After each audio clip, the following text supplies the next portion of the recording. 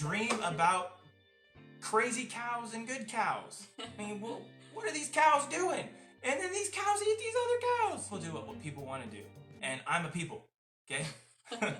And when God speaks into our lives, we have to stop and change our direction and follow his guidance. Prophetic word from God. And if God's not in it, then it is worthless. I try to go to Facebook to type anything, to reach somebody, to reach my family and say, are you saved? If not, you need to be. And now in Numbers 12, it makes reference, and God says that he speaks through dreams and he makes himself known through visions.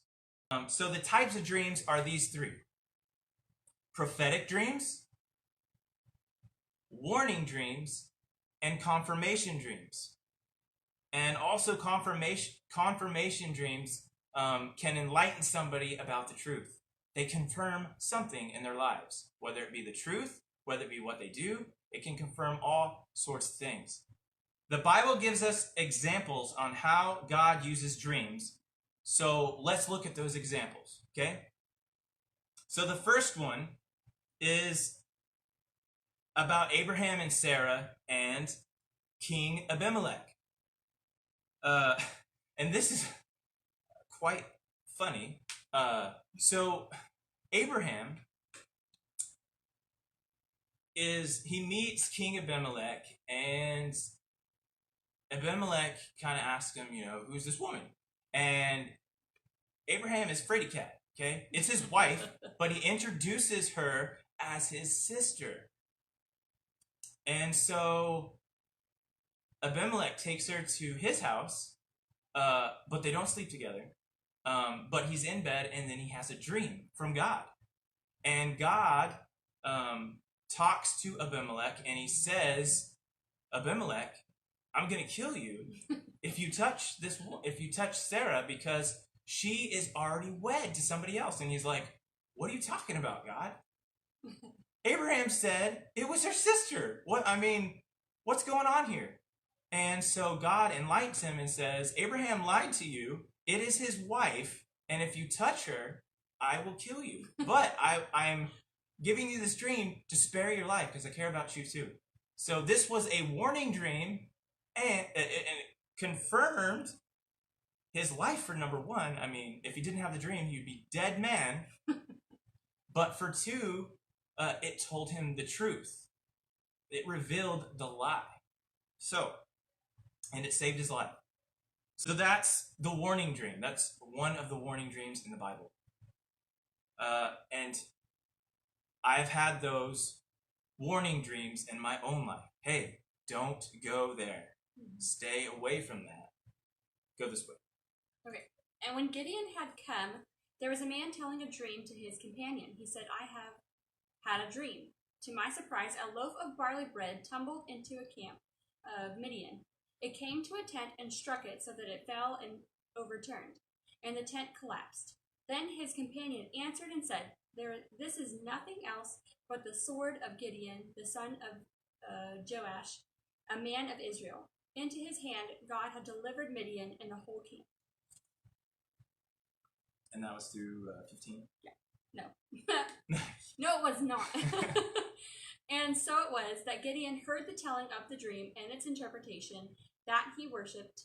He returned to the camp of Israel and said, arise, for the Lord has delivered the camp of Midian into your hand. That's like the most important part. So Gideon overhears this guy talking about his dream, okay? And he tells him about this loaf of bread that tumbles into the city, and then it tumbles into a tent and it destroys the tent, okay?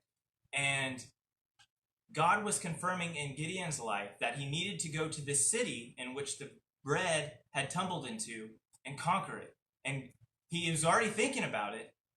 And when he heard that dream, he knew that God had confirmed what he needed to do. So that is the type of confirmation dreams that you can have and that you can apply to your own life. Because God can give you a dream to confirm what you need to do in your life.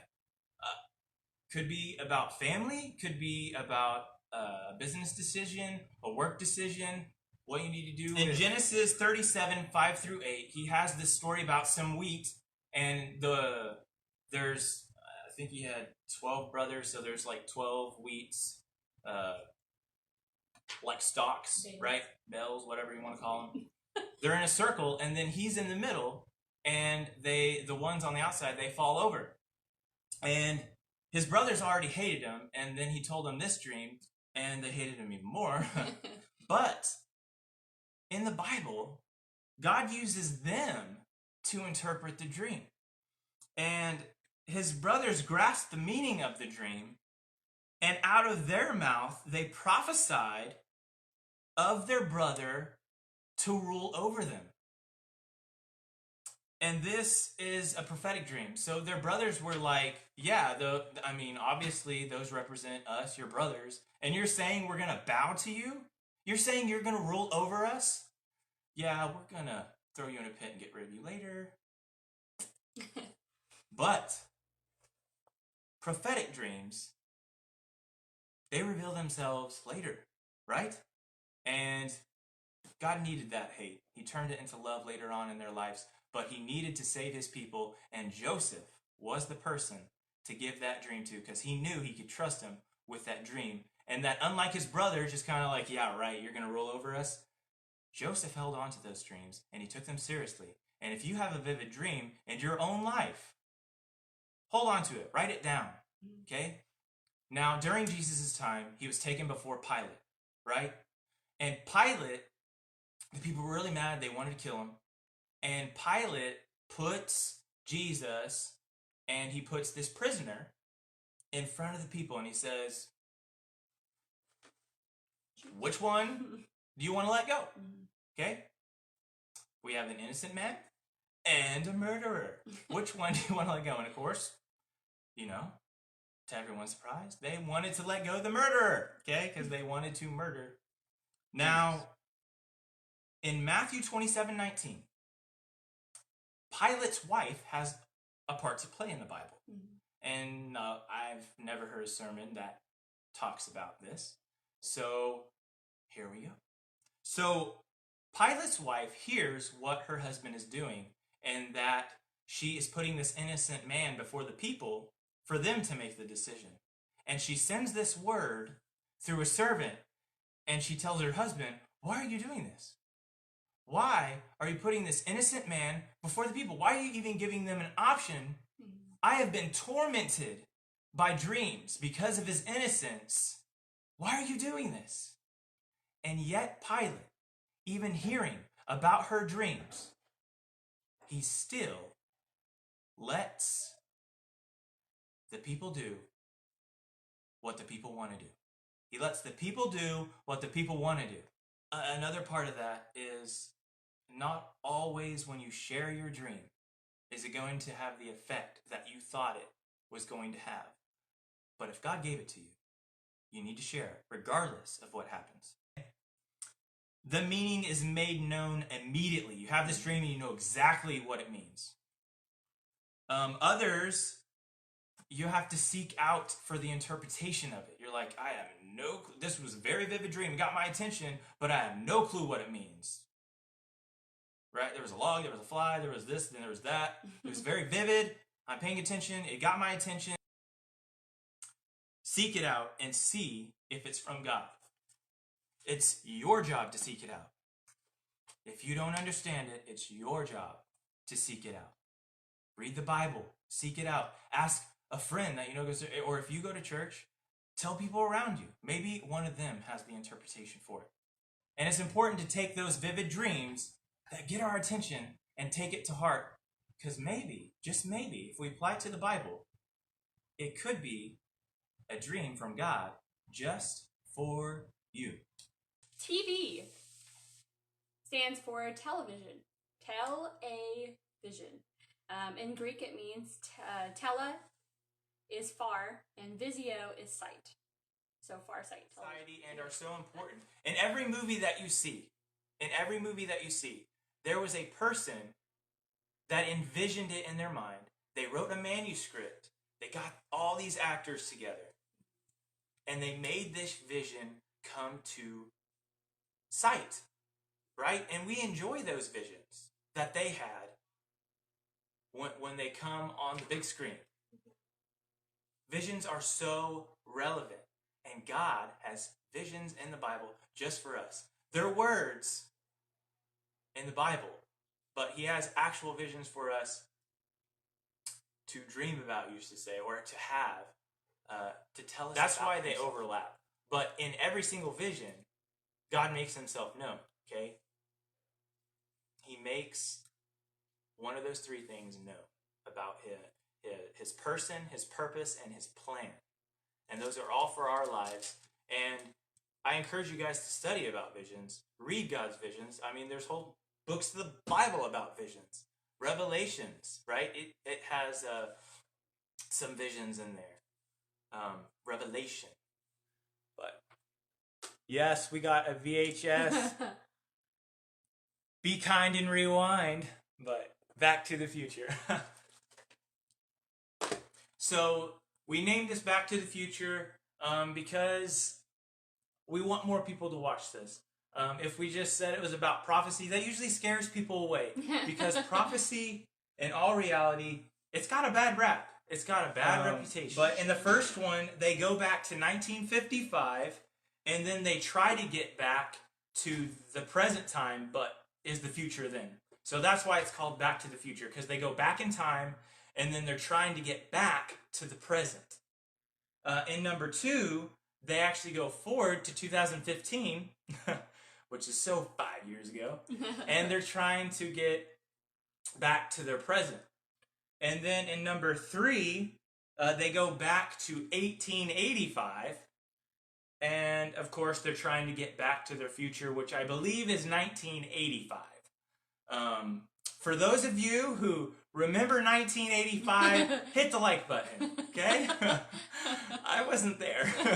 At the end of the movie was they're having issues trying to get back to the present. They were so worried about changing their past or their future that when it came down to it, and the reality of it, is they really wanted to get back to their present life. And we're going to talk about that today. Pursue love, yet desire earnestly spiritual gifts, but especially that you may prophesy. So that hits 2 birds with 1 stone. The first thing is it says to pursue love. Do you have a personal relationship with Jesus Christ? That is most important. Your present is most important, because if you can't deal with the present, then you have no future. If you can't deal with the present, then you have no future. But it says after you pursue love first and foremost. And after that, seek out prophecy, the gift of prophecy, and the gifts of the Spirit. There is more to just getting saved. When you get saved, it's a door. It's a door to freedom. It's a door to God. And most people, they struggle with their salvation, and they spend their entire lives working out their struggle and their fight with sin. And we know that love covers a multitude of sins. But God has so much more for us, such as spiritual gifts. And they are available to us now. It's not just a Bible thing. It is a now thing. You hear somebody prophesying on the side of the road, you hear them prophesying in church, and you're like, I'm not sure if that's really from God. Well, you don't got to worry about it. Just give it time. If it's truly God's word, it's going to happen. And there's nothing you can do about it if it's from God. And that is so awesome. That if it's God's word, there's nothing you can do about it. Is focus. That's it. The focus of the dream is salvation. Are they saved? Are your loved ones saved? And then running around hysterically trying to save as many people as we can. And I remember one dream specifically, at the very end of it, I knew the world was ending, and then I grabbed my phone and tried to go to Facebook to type anything, to reach somebody, to reach my family and say, are you saved? If not, you need to be. And just how important it is. And then right as I try to go to Facebook and type anything, the song Ready Yourselves from Casting Crowns, I think it is, comes on, and I'm just like, oh no. And then the dream ends. I didn't get to say anything. And so it's like, how devastating is it for you to believe you're dying, believe that the rapture's happening, your loved ones aren't saved, you can't do anything because you wasted your time here on earth and you didn't try, or you didn't say anything when God's told you to say something, and then time to be up. And that's where I feel like we're at right now, is God saying, okay, you need to wake up now.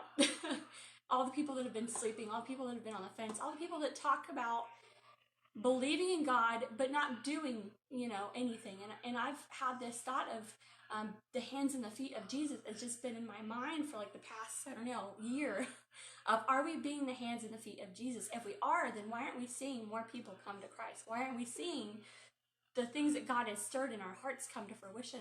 And I just think it's obedience. Are we being obedient to God? Are we being diligent to pray? Are we fasting and praying? Because that's so important. And I'm saying this to myself as well. It's really hard for me to fast. And I used to use the excuse of I'm breastfeeding. They're like, oh, I need those nutrients. But no. God is so much, so important. And the time is now. And like he's saying, salvation is of the utmost importance. If there was a big point, it would be this: to first deal with your present before you ever focus on the prophecy part. First deal with your present before you ever deal with studying or seeking out the prophecy, because you don't want to get caught in the middle on the fence.